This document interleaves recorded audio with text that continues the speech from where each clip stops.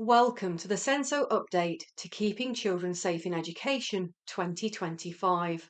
In this video, we will look at the proposed changes that have been made to Keeping Children Safe in Education for 2025. Full and complete changes will be released in September. Unlike the expected global changes that were discussed, there have only been minor updates to the existing document. The expected radical changes have now been moved to 2026 due to the delay of the Children's Wellbeing Bill. No changes were made to the summary and Part 1 safeguarding information for staff. In this first part, we will look at minor changes to keeping children safe in education, which you need to be aware of. Changes to Part 2, the management of safeguarding. On page 36, opportunities to teach safeguarding. A note has been added to highlight the expected release of a revised guidance on relationships, sex and health education. A link to this will be added if this is available by the release date of September. On page 40 to 41, filtering and monitoring. These changes include a link to a self-assessment tool for filtering and monitoring in paragraph 142 and includes additional guidance on appropriate filtering and monitoring in paragraph 143. Additionally, a sentence has been added to clarify why the cybersecurity standards for schools and colleges were developed in paragraph 144. On page 49, children who have been absent from education, paragraph 177 clarifies that working together to improve schools' attendance has now become statutory guidance. On page 56, children who are gay, bisexual, or gender questioning. A note has been added that if revised guidance on gender questioning children has been released, then a link to this will be added in September. It has also updated wording about autism and ADHD in line with current standards. Minor changes to Part 3, Safer Recruitment. Page 74 and 75. Prohibitions, directions, sanctions and restrictions.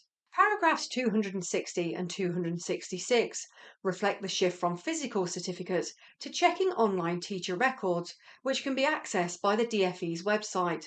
For those who are unsure how to do this, there is also guidance available on this process within the document. Page 85, Maintain School Governors. Paragraph 319 reflects a change as to where a school can carry out a Section 128 check. A 128 check is a verification process that determines whether an individual has been barred from participating in the management of schools. This check is now available on the gov.uk website. Minor changes to Part 4. Safeguarding concerns or allegations made about staff, including supply teachers, volunteers and contractors. On page 106 Record Keeping, paragraph 422, there is a name change from Employment Practices Code and Supplementary Guidance to the Information Commissioner's Employment Practices Code. Minor changes to Part 5, Child-on-Child Sexual Violence and Sexual Harassment. On page 140, Safeguarding and supporting the alleged perpetrators and children and young people who've displayed harmful sexual behaviour. Paragraph 545. A list of services available has been updated to include the Lucy Faithful Foundation's work with the Home Office to create resources which work to prevent harmful sexual behaviour. Minor changes to Annex B. Page 157. Preventing radicalisation removes a note about the update on the definition of radicalisation in 2024. Page 163 and 164, additional advice and support. 163 contains a reworded paragraph for Centre of Expertise of Child Sexual Abuse. Page 164 includes an addition of a link to the Children's Society and Home Office.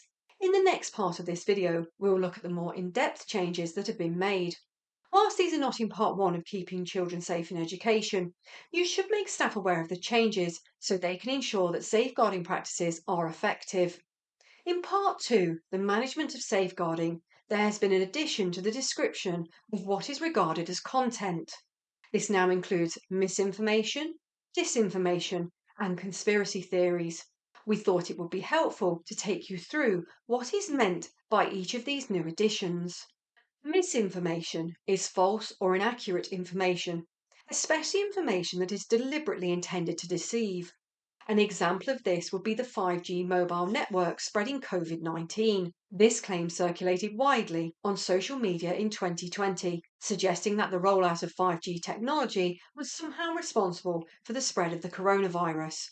It led to real world consequences, including vandalisation of 5G towers and threats to telecom workers in the UK and other countries. Disinformation is false information, including fake news, which is intended to mislead, especially propaganda issued by government organisations to a rival power or the media. An example of this would be when the Conservative Party rebranded their Twitter account as Fact Check UK. This account misled the public into thinking that the information provided was coming from a neutral source, when in fact it posted selective and misleading facts that favoured Boris Johnson over Jeremy Corbyn. Conspiracy theories are a belief that a secret but influential organisation is responsible for an event or phenomenon. An example of this could be the chemtrails theory, where some people believed that the white trails left behind by aeroplanes, called contrails, are actually chemicals being deliberately sprayed into the atmosphere by governments or secret organisations for purposes such as weather control, population control, or mind manipulation. There is no scientific evidence to support this theory. On page 41, paragraph 143, the Department for Education has published Generative AI Product Safety Expectations to Support Schools to Use Generative Artificial Intelligence Safely, and explains how filtering and monitoring requirements apply to the use of generative AI in education. We thought it might be helpful to define what is generative AI. So with the help of Cassie here, we're going to look at how generative AI works. So Cassie, what is generative AI? You will know this more commonly as ChatGPT, Bard, now called Gemini, Syntheria, DAL, E3, as well as tools like Isla from the Oak National Academy. So Cassie, can you tell me how it works, please? Of course. We will look at an example of an image generation AI to show you how generative AI works. AI models begin by training with images that are paired with text descriptions. These datasets teach the model to recognize different objects, colors, and styles. They can then associate these with corresponding images. The AI requires a huge amount of data to create its output on the user's prompts. So you can sort of think of it like a brain. It takes in lots of information in order to form associations. So, if you think about a dog wearing a hat, your brain uses all the information it has to put these images together. Generative AI does the same, although it cannot create new images like your brain could.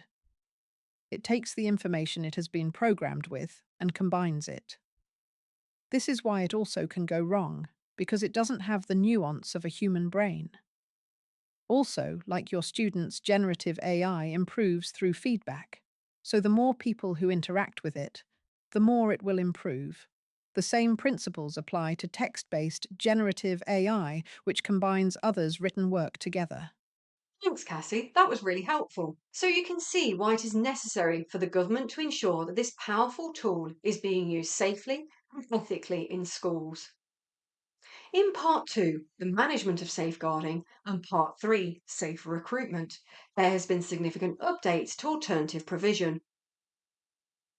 On page 47, and repeated on page 87, it states that schools should obtain written confirmation from the alternative provision provider that appropriate safeguarding checks have been carried out on individuals working at the establishment, i.e., those checks that the school would otherwise perform in respect of their own staff. This includes written confirmation that the alternative provider will inform the commissioning school of any arrangements that may put the child at risk, for example, staff changes, so that the commissioning school can ensure itself that appropriate safeguarding checks have been carried out on new staff. On page 47 and page 48 for alternative provisions, schools should always know where a child is based during the school hours. This includes having records of the address of the alternative provider and any subcontracted provision or satellite sites the child may attend. They should regularly review the alternative provision placements they make. Reviews should be frequent enough, at least half-termly, to provide assurance the child is regularly attending and that the placement continues to be safe and meets the child's needs. When safeguarding concerns arise, the placement should be immediately reviewed and terminated if necessary, unless or until those concerns have been satisfactorily addressed. Thank you for watching this short video on the 2025 changes to keeping children safe in education. More information and training are available on all aspects of keeping children safe in education from our ProtectEd resources platform.